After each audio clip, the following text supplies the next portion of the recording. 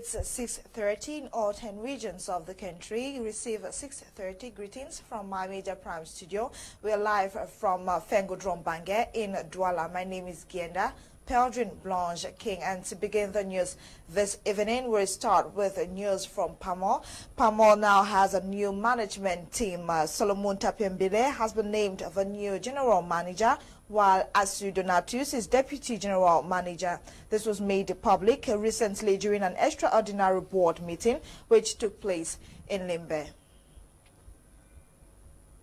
Over to Kmer. Kmer Ezion Ndong Chamberlain was on the field yesterday. He led a team of officers to the Mabonji checkpoint yesterday to properly check on vehicles coming from Boya entering into Kumba. This, according to him, is to fight against insecurity and tighten road security along the Boya Kumba stretch of road. Details with Tamfu Sidwan Dembia in the following report.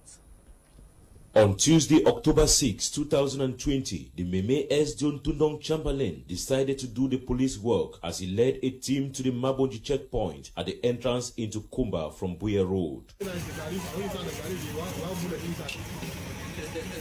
To the senior divisional officer, this is in the means to fight insecurity, especially at the time when most people believe that those coming into Kumba may carry along items that may be dangerous to human life. Ndong Chamberlain ordered for all car documents to be checked in order to ascertain how roadworthy those vehicles were. He also ordered for all luggages to be checked to be sure that drugs, bullets and other explosive devices are not carried into Kumba.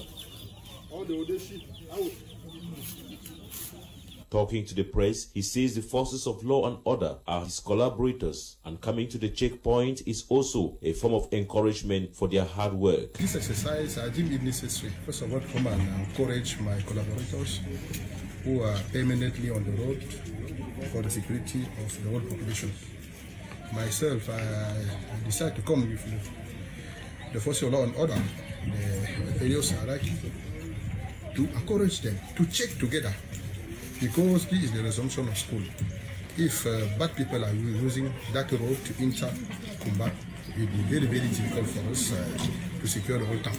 He equally encouraged the population to work hand in gloves with the forces of law and order in order to stop insecurity in the division. Let me congratulate them. I know that the task is not easy for them, but they are trying their best to secure the whole division. And I will continue to encourage them. Also, follow the whole population where they are doing their various activities. Continue to sensitize them that security is not a matter of the force of law and order alone. All of us are concerned. The SDO promised that his presence at all the checkpoints will be regular. Schools have effectively opened their doors for a start of the 2020-2021 academic year. My Major Prime visited some schools in the littoral region to talk about how effective classes were on Monday, October 5, when classes resumed effectively. We also visited some campuses in Boya and Kumba in Kmer Division. Let's now go to Chief Town of Fako in LIMBE to see updates on the school resumption. Schools in LIMBE effectively opened their doors for the new academic year on Monday, October 5th, but taking into consideration that Monday was celebrated as World Teachers' Day, the teaching and learning process was not effective as commemorative activities of World Teachers' Day was celebrated on the campuses of various schools. Despite a hitch-free resumption of the new school year, classes are yet to effectively kickstart as parents and students keep flooding the administrative block either for admission or to pay PTA levy. The school administration is equally facing pressure from successful candidates of public examinations who need their result slips to gain admission into lower seed or to apply to enter the university. The situation has been made worse with the number of internally displaced students seeking admission into schools in LIMBE as the ongoing crisis caused them to flee to safer zones. The 2020-2021 academic year, with all the damages that the COVID-19 caused to the intellectual education to the children. We know what parents went through.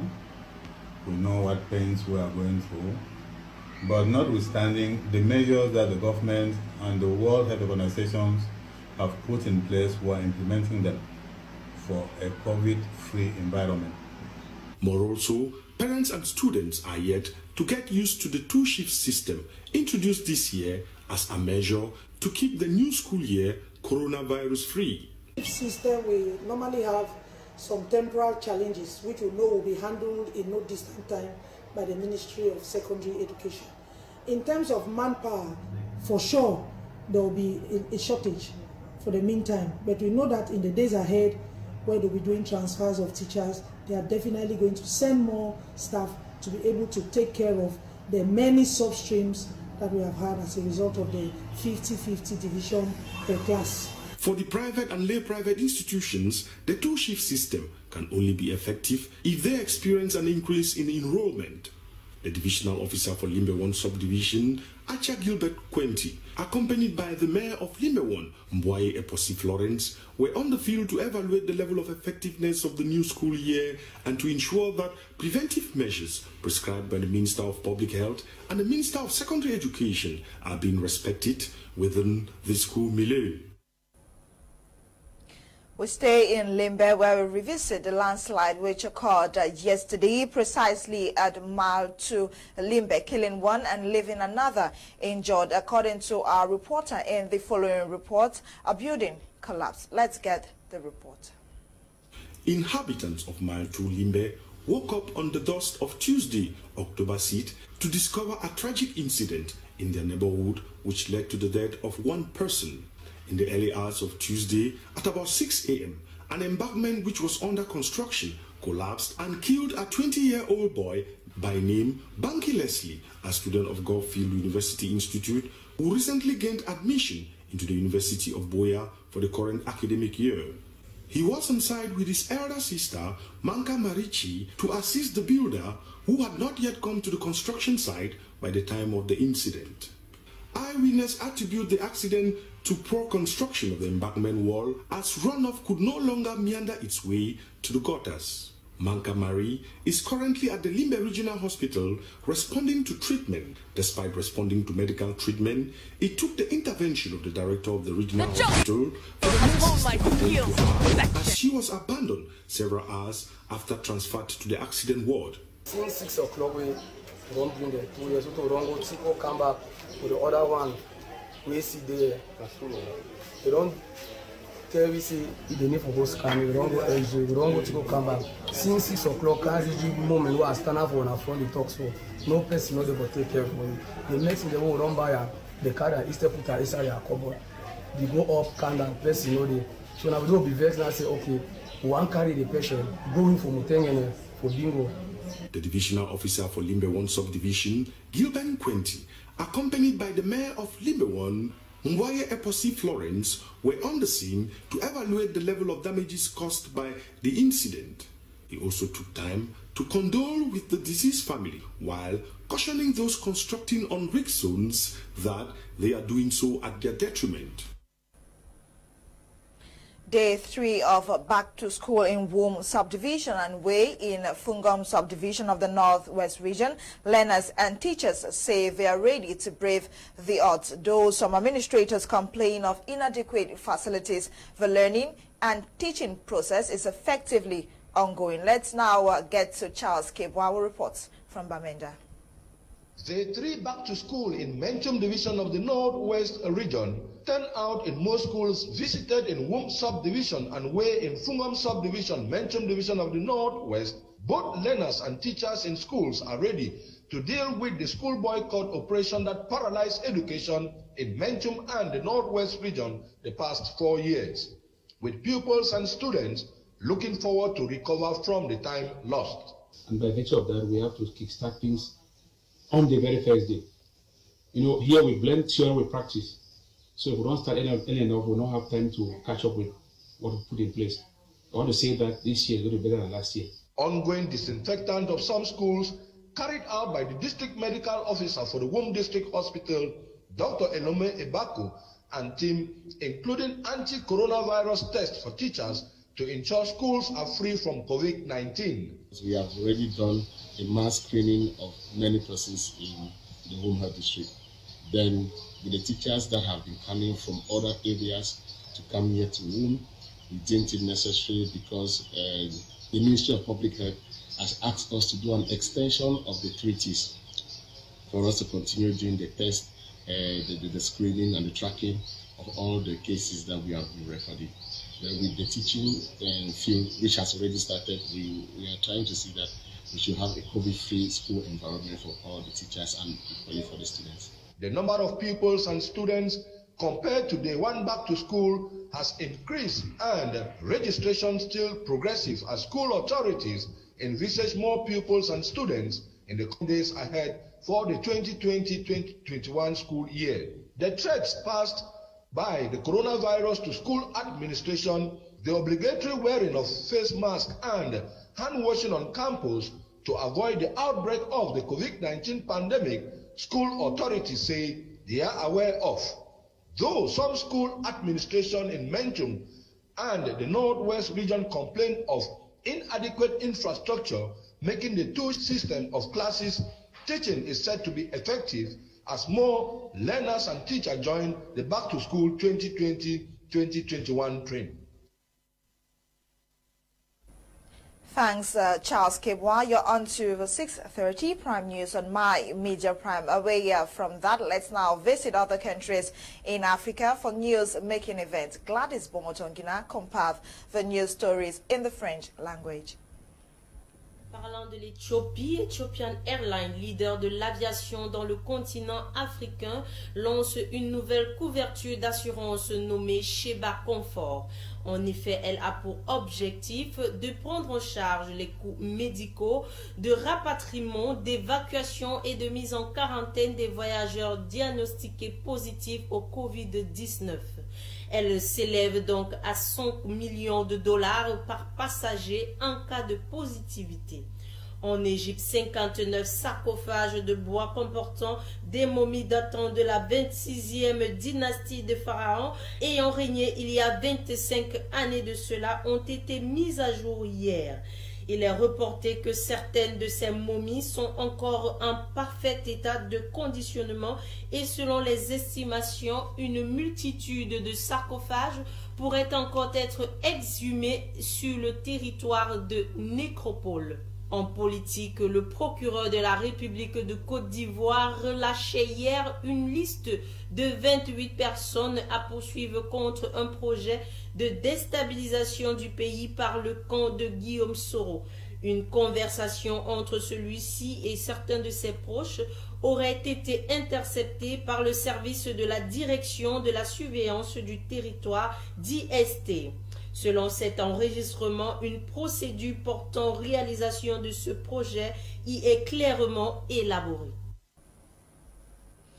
On our health page, our health reporter Bukengo Kmer says this is Malnutrition Awareness Week observed yearly from October 5 to 9 with the aim of raising awareness regarding the condition and the negative effects on individuals and health costs. This year's campaign is commemorated under the theme Malnutrition Awareness to Action. Bukengo Kmer completes the story. Malnutrition is the lack of or excess intake of energy and nutrients needed by the body. This condition is a universal health public problem affecting both children and adults. Malnutrition is a situation that results from either excesses or imbalances or deficiencies in the way that we consume nutrients and energy. So in general, when you hear malnutrition, you think of just one type of malnutrition, which is that which results from deficiencies. So where there's stunting, there's wasting, which there's undernutrition, there's micronutrient imbalances. All of those results from when you are not taking in enough food So in general, a food portion is supposed to have more of vitamins, minerals, proteins, less of carbohydrate, least of fats, and water is supposed to be a part of every meal. With the most common form of the health condition being marasmus and kwashiorkor, the prevalence is relatively high. Actually, with marasmus, you're not taking in enough protein, and with kwashiorkor, you're not taking in enough food in general, you're not taking in enough nutrients in general. But with marasmus, you may be eaten. So yeah, especially with parents who can afford, you could be giving your child food, but you're not giving them enough proteins, and they end up having marasmus, which is a form of undernutrition. And sometimes they could have marasmic kwashiorkor, which means that you're leaving out protein and you're leaving out every other nutrient in a way that there's sufficient protein as well. According to global statistics from the World Health Organization, 462 million adults are underweight as compared to a 1.9 billion adults being overweight. Meanwhile, in children under the ages of 5, 155 million of them are stunted and 52 million of them are wasted, with 17 million being severely wasted, and those with obesity are estimated to be about 41 million children worldwide. It should be noted that malnutrition is not just a health issue, as it greatly affects the global burden of malnutrition socially, economically, developmentally, as well as medically. To this regard, the United Nations General Assembly in 2016 announced the United Nations Decade of Action on Nutrition from 2016 to 2025 so as to help achieve 2030 Sustainable Development Goal 3, which aims to ensuring healthy living and promote well-being for all. In sports, PWD Social Football Club of Bamenda have defeated the Black Queens of South Sudan by 3-0 in an international friendly match played at the Amadou Ahidjo Annex Stadium in Yaoundé. Midfielder Chindo John Bosco scored twice before the break, and the third goal was scored by a substitute, Vincent Pongondi. This is the first international victory for the Abakwa boys after playing a 0-0 tie against the Futuro Kings in Malabo. South Sudan, on their part, will have a daunting task on Saturday, October 10, when they challenge the Intermediate Lions of Cameroun at the Amadou Ahidjo Stadium. And with that sport update, we end today's edition of Prime News on My Media Prime. Thanks for being a part. Join us tomorrow, Thursday, at 6:30 Cameroon time for another edition of Prime News on My Media Prime. Ewane Eli Nolinga produced the news, coordinated by Lasha Kingsley. My name is Genda Pelgrim Blanche King. Until we meet again tomorrow, stay tuned to My Media Prime at 7 p.m. Cameroon time. Kim Leonard will be live with Prime Art to discuss about issues affecting the world, Cameroon and Africa. Enjoy yourself in company of My Media Prime. Good night.